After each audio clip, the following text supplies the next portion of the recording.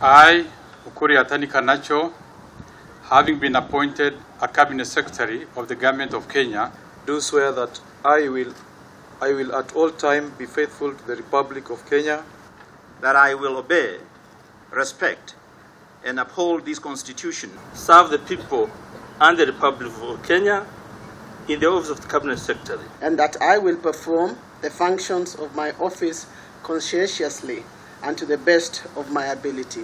And to the best of my ability. So help me God. Kenyans expect, and in my second term, I have promised they shall receive an open,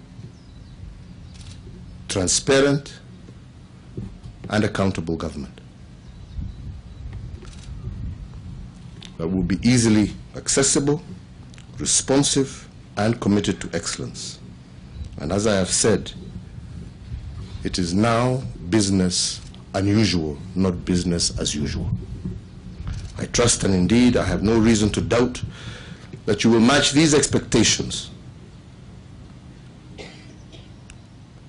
This might also be the appropriate time to say that should you, at any time, and I say this to you, and I say it to those behind me, that should you, at any time, feel the weight is too much, just say so. Just say so. There are other Kenyans ready to do the job. Sijui kama tumekubaliana wenzangu. Na nasema hivyo kwa heshima kwa kila mtu.